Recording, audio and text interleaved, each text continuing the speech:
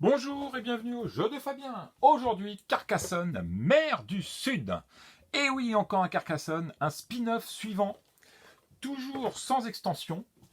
C'est ce que j'aime chez eux. Enfin, j'aime, oui, parce que ça reste quand même des petits jeux rapides qu'on peut garder, qu'on peut embarquer n'importe où. Et celui-là, c'est un de mes préférés. Alors, première chose que vous pouvez constater, il y a de quoi faire. C'est bien la première fois qu'il y a autant de ressources de personnages. On est quand même à 5 là, joueurs, donc c'est ça qui est sympathique. On a des petites tuiles. Qu'est-ce que c'est que ça? On a donc, comme je vous ai dit, des ressources. On a du poisson, on a des coquillages, on a des bananes. On a toujours les tuiles. Mais, vous n'avez pas vu quelque chose là? Il n'y a plus de plateau. Pas de plateau à point. Qu'est-ce que c'est que ce jeu? Alors là, ils ont quasiment tout changé, tout en gardant le même système. Toujours les tuiles. Alors, on a la première tuile, on la reconnaît parce que, en fait, le petit set de Carcassonne est entouré, vous voyez, de petits palmiers et autres, par rapport au classique où vous avez juste, là on peut voir la différence. Donc comme ça, on le reconnaît facilement. Alors, c'est parti. Première tuile, qu'est-ce qu'il y a? Eh bien, il y a de la banane, du poisson, et ici le coquillage. Donc cette tuile représente tout, c'est ça qui est bien. Nous allons avoir des îles, quand nous fermons les îles, nous allons avoir des bananes.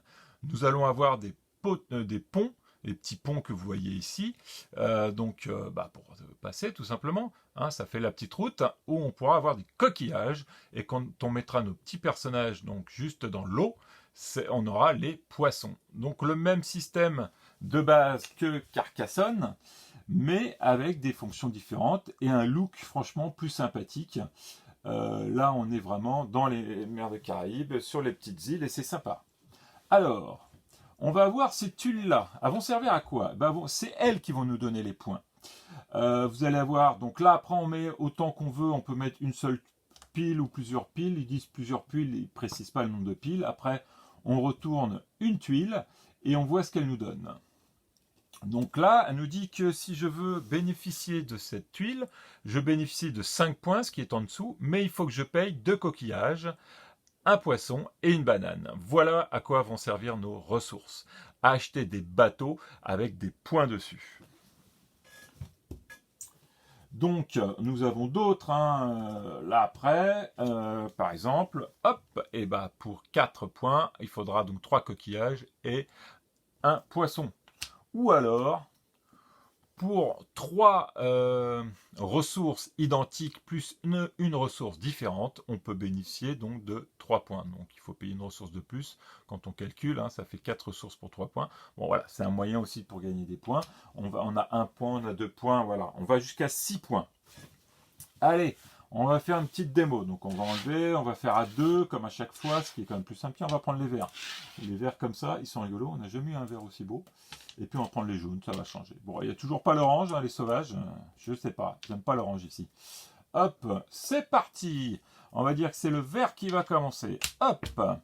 Alors, lui, il va pouvoir faire plusieurs choix. Soit il va placer ici. Donc vous voyez, il y a 2 poissons ou un coquillage. Donc moi je me dis, allez, on va commencer vite. On va mettre mon personnage ici, sur la tuile, là où il y a les poissons. Parce qu'il ne faudra pas attendre que ça soit fermé, il ne faudra pas attendre la fin de la partie pour avoir mes poissons, il faudra attendre juste une tuile avec une barque. Alors, on va voir ça au fur et à mesure, je pense qu'on va pouvoir trouver. Alors, tiens, hop, on va fermer la route, on va mettre le personnage, hop, la route est fermée, vous pouvez bien voir là, elle a commencé, là, elle finit. Et on va calculer le nombre de coquillages qu'il y a. 1, 2, 3.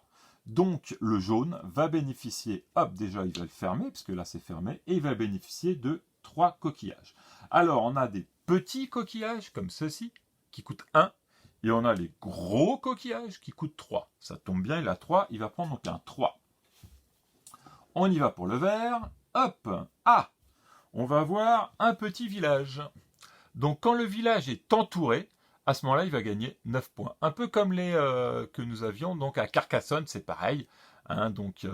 Et ben là, c'était une église, ben là, hop, c'est donc un village. Et ben on va dire qu'on va le placer, allez, on va le placer là, hop. Alors on aura deux choix, soit on se met sur le village, c'est le vert, pardon, soit on se met sur le village, ou soit on peut aller sur la route qui est ici, vu qu'elle se ferme, et ben en faisant ça, ça fera une tuile de tuile, ça fera 2 points. Maintenant, il est conseillé plutôt de faire le village, vu que c'est le début, et essayer de l'entourer pour gagner des points. Hop. Alors, c'est le vert. Non, c'est le jaune. Et ben le jaune, le jaune, il peut fermer parce que le jaune, il se dit, allez hop, je vais là, j'ai un coquillage, je récupère un coquillage. Le jaune, il s'éclate. Hein. Est-ce qu'on va tomber sur les bonnes? Voilà, c'est exactement ce que je voulais. Hop, nous avons donc une barque que vous pouvez constater. Voilà.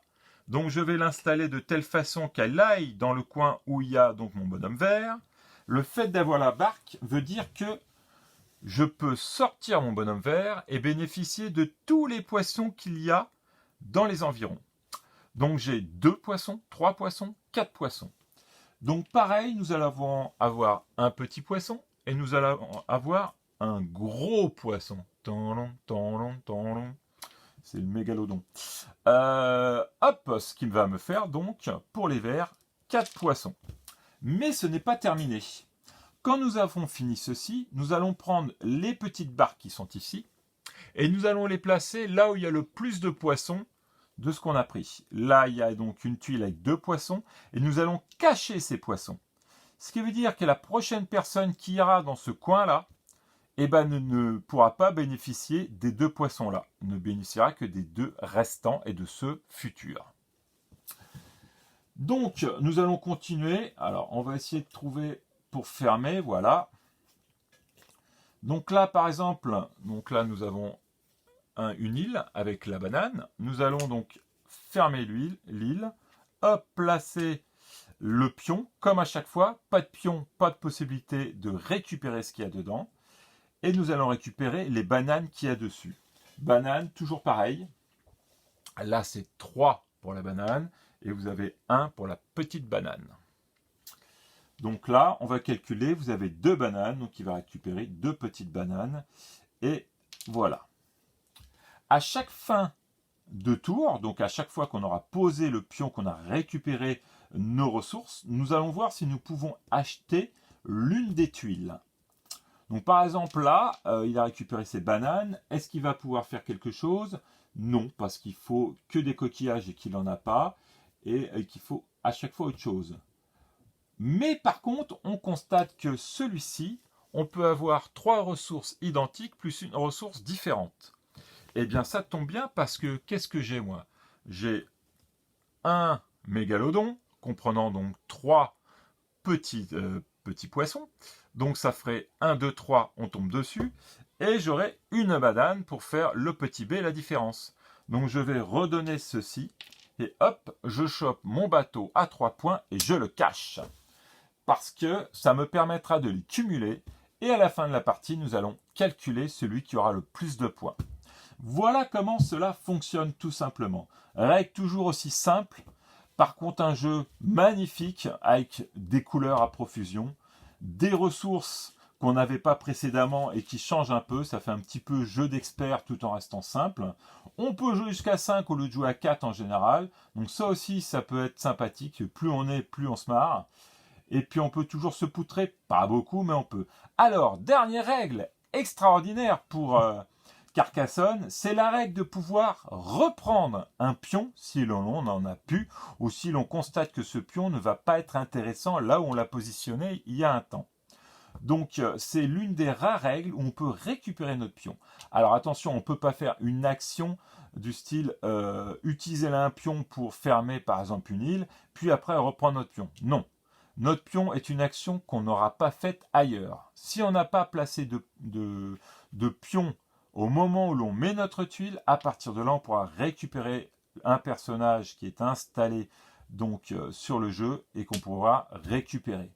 Donc ça permet de ne pas être bloqué, ce qui est souvent embêtant chez les Carcassonne précédents, où quand on a tout mis et qu'on ne peut pas fermer, et ben on se retrouve à être bloqué et les autres s'éclatent après derrière. C'est une stratégie différente et qui peut justement payer un peu plus. Voilà pour Carcassonne, mer du Sud. Magnifique jeu à acheter absolument si on aime le système Carcassonne. Rien que pour le fait d'avoir une profusion de petits produits sympathiques et d'avoir ces petites choses. Moins d'interaction que Carcassonne, la ruée vers l'or, mais ça reste quand même un jeu où il y a plein de petites choses et puis ça change franchement. Donc les deux peuvent être achetés et se jouer chacun son tour. Voilà pour aujourd'hui. Eh bien écoutez, comme d'habitude, de bons jeux et à bientôt.